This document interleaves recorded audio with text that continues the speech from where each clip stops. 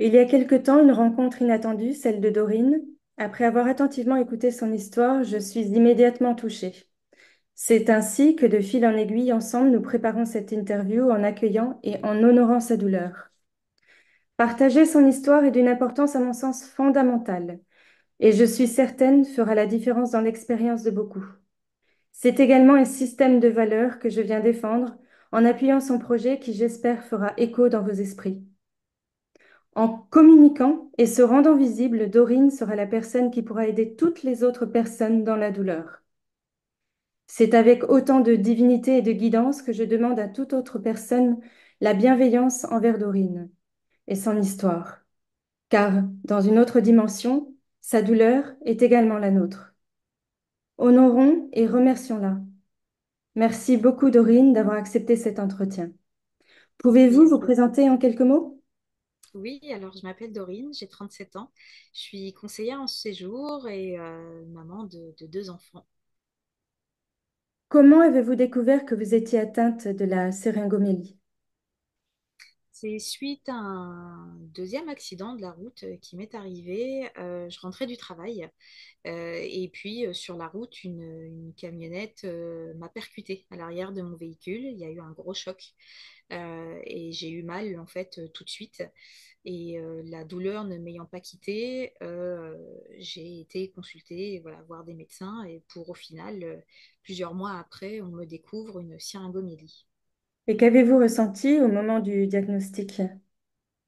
Alors, lorsqu'on m'a réellement dit que c'était une syringomélie, puisqu'avant ça, on ne savait pas ce que c'était, mais lorsque finalement on m'a posé le diagnostic en me disant c'est une syringomélie, déjà, il faut savoir ce que veut dire syringomélie, puisque c'est un nom pas du tout commun. Mais une fois qu'on m'a dit, voilà, vous avez une syringomélie, j'étais soulagée puisque bah, j'étais pas folle. Mes douleurs étaient là, étaient vraies, il y avait un nom à mettre dessus. Et puis, il a fallu apprendre ce que c'était également la syringomélie. Et quels sont les principaux symptômes ou les limitations que vous pouvez vivre au quotidien? Alors, la syringomélie, déjà de base, il faut savoir que c'est le liquide céphalo-rachidien qu'on a au milieu de la colonne vertébrale qui est sorti de son axe et donc qui, notre corps nous dit bah, qu'il y a une anomalie. Et en tout cas, moi, dans mon cas, me le dit en ayant cette sensation de brûlure le long de la colonne vertébrale et avec des grosses douleurs électriques permanentes. Donc souvent, je compare cette douleur-là électrique à quand lorsqu'on se cogne au niveau du coude, on a cette douleur voilà, électrique très forte, mais moi de manière continue et avec des crises où ça peut là partir un petit peu plus loin et là c'est comme si on était tasé en fait pour moi je le compare à ça dans le dos on a une perte de sensibilité enfin il y a différents symptômes en tout Mhm. cas avec la syringomélie. Et qu'est-ce qui est le plus difficile à gérer au jour le jour pour vous, Dorine? Pour moi, c'est la gestion de la douleur. En fait, c'est extrêmement fatigant, c'est exténuant à gérer. Et puis, lorsqu'il y a des grosses crises aussi qu'il faut gérer. Maintenant, j'ai appris voilà, quel traitement. Et moi, ce qui m'aide, c'est la morphine. Mais avant ça, il a fallu voilà, découvrir un petit peu s'il y a le kiné qui pouvait nous aider, si c'était que du médicament, si c'est autre chose qui peut nous aider. Et moi, je suis passée par tout ça. Mais voilà, ça va être principalement moi, en tout cas, juste un petit peu de médicaments, kiné et du repos. Justement, avez-vous des aides ou aménagements particuliers? Non, du tout. Étant donné que la syringomyélie n'est pas du tout connue ni reconnue, on n'a aucune aide. On est seul, en fait, face à ça. Et le souci des maladies invisibles et maladies rares qui ne sont pas connues, c'est que on doit prouver qu'on est victime, en fait. Et voilà, c'est un combat en fait qu'on doit mener aujourd'hui pour être reconnu finalement handicapé par Mhm. la Mhm. syringomyélie. Et comment votre entourage a réagi face à cette réalité, cette maladie? Du coup, mon conjoint m'aide beaucoup. C'est vrai que heureusement qu'il est là puisqu'il peut prendre le pas aussi. Notamment, moi, ce qui m'handicape, c'est les choses répétées. C'est-à-dire que s'il faut faire de la vaisselle, s'il faut passer le balai, les mouvements en fait Mhm. répétés vont être très très douloureux pour moi.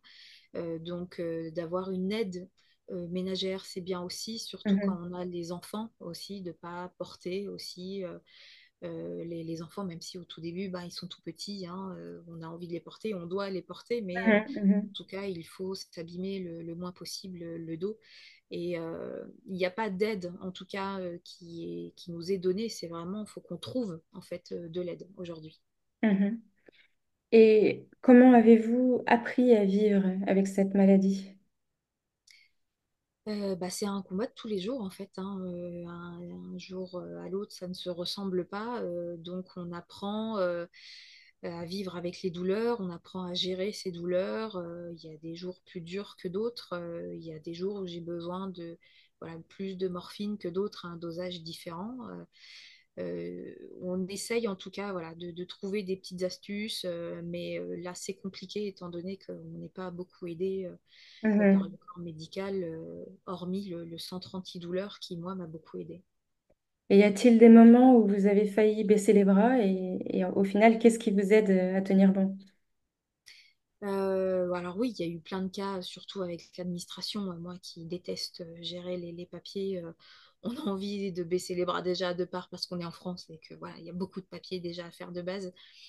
On a envie de baisser les bras à un moment donné en disant bah, c'est bon, mais sauf que en fait le corps nous rappelle que non, en fait on n'a pas le droit et que bah, on doit combattre cette maladie-là, on doit la gérer et ce qui fait on nous laisse pas on nous laisse pas baisser les bras. La vie fait qu'on nous laisse pas baisser les bras. Quel regard vous portez sur la manière dont la société perçoit ces maladies invisibles? Eh ben, voilà, on n'est pas du tout aidé, donc c'est compliqué. Il y a de l'injustice en fait qui est face à nous de par la société, puisque dès qu'on a quelque chose d'invisible, il faut prouver, voilà, encore une fois, qu'on est victime, il faut donner des papiers, il faut aller voir tel médecin. Donc c'est fatigant, c'est d'autant plus fatigant que déjà la maladie nous fatigue et qu'il faut avoir le peu d'énergie qui nous reste, il faut qu'on le passe à l'utiliser voilà, pour prouver qu'on est malade, quoi. Donc, vous avez eu un premier accident, vous avez eu un deuxième accident. À partir du deuxième accident, c'est la syringomélie qui est détectée. C'est ça. Il y a ce centre antidouleur qui vous aide, mais c'est vous qui faites toutes les démarches. Euh, à l'époque où ce centre antidouleur vous propose une rhyolyse, est-ce que vous pouvez revenir un petit peu sur cette opération, comment ça s'est passé, et aussi brièvement rappeler les symptômes de la syringomélie pour quelqu'un qui vous écouterait et qui, à l'heure actuelle, bah, il ne sait pas. Alors moi, la syringomyélie, elle est post-traumatique. Donc il faut savoir que c'est suite à un choc que justement ça s'est déclaré. Puisqu'on peut effectivement être atteint de syringomyélie et qu'elle soit endormie et qu'elle ne se déclare pas ou sur le tard. En tout cas, voilà, moi, c'était suite à un choc où ça s'est réveillé. Donc moi, mes douleurs, c'était comme de la lave au milieu de la colonne vertébrale, des grosses douleurs électriques, perte de sensibilité aussi au niveau bah, des membres supérieurs, pour le chaud, pour le froid. On peut aussi me piquer avec une aiguille sur la poitrine et je ne vais pas forcément le sentir. Quelqu'un qui va avoir sa main ou quelque chose qui me colle, notamment avec un soutien-gorge pour moi où je ne peux plus en mettre puisque ça appuie forcément là où il y a la syringomyélie et donc ça donne des douleurs, des fourmillements électriques et c'est plus du tout supportable. Après, en fonction de là où est placée la syringomyélie sur la colonne vertébrale, ça change totalement au niveau des symptômes, ce qu'on peut ressentir. Chaque personne atteinte de la syringomyélie a des douleurs complètement différentes. En tout cas, on se retrouve beaucoup au niveau de, voilà, de ceux qui sont atteints de syringomyélie que bah, c'est une fatigue extrême, que c'est des douleurs à gérer en continu. C'est souvent bah, des douleurs, oui, électriques, mais ça peut être des douleurs comme des brûlures aussi. Donc, on essaye de soulager. Et puis, en tout cas, moi, effectivement, on m'a proposé une rhizolyse. Je ne connaissais pas du tout, hein, tout comme le nom de syringomyélie. Mm. Qu'est-ce qu'une rhizolyse? Ben, une rhizolyse, c'est effectivement quand on arrive au bout du chemin de tout ce qu'on m'a proposé, que ce soit des médicaments, on m'a dit bah, pourquoi pas une rhizolyse. Et une rhizolyse, c'est quand il y a on vient. Alors, vous n'êtes pas du tout anesthésié puisque vous êtes allongé sur la table d'opération et puis on va amener une aiguille jusqu'au cœur de la douleur en fait. Donc moi, au niveau du nerf messager de la douleur, celui qui est vraiment à l'extrémité de la colonne vertébrale, celui qui ressort quoi. Mm. Et on va venir brûler ces nerfs messagers de la douleur, mais de chaque côté en fait de la colonne vertébrale, de chaque côté là où est la syringomyélie. Pour moi, elle était étagée de T3 à T7. Et donc, on va voilà, faire ça. On va mettre d'abord l'aiguille, on va me dire est-ce que c'est bien là? Donc, il faut être éveillé, il faut être consciente de où est sa douleur et s'ils sont bien sur le point. Alors, ils y vont pas voilà, à l'aveugle, ils savent quand même, en tout cas, la neurochirurgienne savait où elle allait. Mhm, Il fallait mhm. que je lui confirme qu'elle était bien là, au cœur de la douleur. Si je lui disais oui, elle allait brûler en fait le nerf messager de la douleur. Et donc elle revenait dessus et il fallait que je lui dise si oui ou non le nerf avait été brûlé, c'est-à-dire que si je ressentais toujours le nerf ou pas. Et donc Avec elle fait autant de ça. douleur, vous arriviez à ressentir encore plus de douleur pour Il- indiquer oui ou non si c'était le bon point. C'est alors oui, c'est-à-dire qu'elle elle ouvre les portes de l'enfer, quoi. C'est-à-dire que là, elle va au cœur de la douleur et on sait en fait, notre corps Mhm. réagit, se crie, c'est oui, on sait que c'est là, quoi. C'est-à-dire que c'est Ouais. à l'intérieur de nous et oui, on est capable de dire que oui, effectivement, c'est là, c'est à partir de là où ça fait très très mal. Et donc, elle va venir brûler ce nerf-là et ensuite, elle va nous demander si ça y est, si on sent toujours ça ou pas. Donc, effectivement, il y a moi sur une des vertèbres, je vais pouvoir lui dire que non, là, je ressens encore la douleur et donc, elle va rebrûler une deuxième fois, quoi. Et cette Et, rhéolyse dure combien de temps? Et vous l'avez faite en pour quelle moi, année? ça a duré en tout 45 minutes. En quelle année, Dorine?